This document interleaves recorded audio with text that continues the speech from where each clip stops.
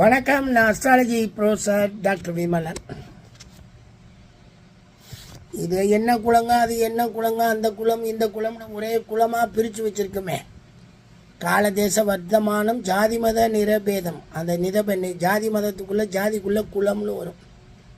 நாங்கள் இங்கே கூட நான் இங்கே எல்லாரையும் கேட்பேன், நாங்கள் காடை குலம், நாங்கள் செம்போத்து குலம் அப்படின்லாம் சொல்ல கேட்டிருக்கேன். கூட்டம்னு சொல்லுவாங்க, குலம்னு சொல்லுவாங்க. இதில் ஒரு பெரிய விஷயம் என்னென்னா, இது ஒரு நேமை கிரியேட் பண்ணக்கூடிய, நாங்களெல்லாம் இந்த குரூப்பு இந்த பேர் அப்படின்னு ஒரு நேமை உருவாக்குது. அப்படி உருவாக்குறப்ப 10ஆம் பாவம் நன்றாக இருக்கக்கூடிய அடிப்படையை கிடைக்கும்போது அவர்கள் குலம் வழியாக அந்த குலத்தை சொல்லக்கூடிய அமைப்பு, பெருமையாக சொல்லக்கூடிய அமைப்பு, அது தாழ்ந்த குலம் உயர்ந்த குலம் அதெல்லாம் எனக்கு தெரியலைங்க. பொதுவாக ஒரு குலத்தை சொல்லக்கூடிய அமைப்புக்கு 10ஆம் பாவம் பெரிதும் சப்போர்ட் பண்ணுதுங்க.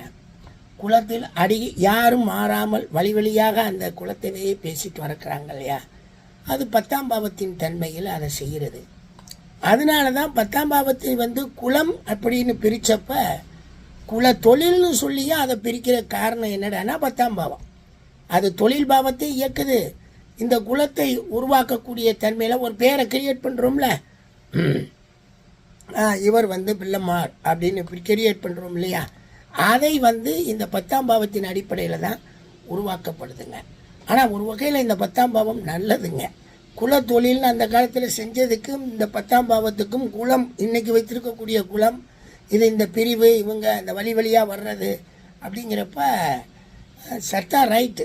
10ஆம் பாவத்தினுடைய தன்மை நல்லா இருக்கும்போது அது ஒரு நல்ல பேராகவே விளங்குது. நன்றிங்க.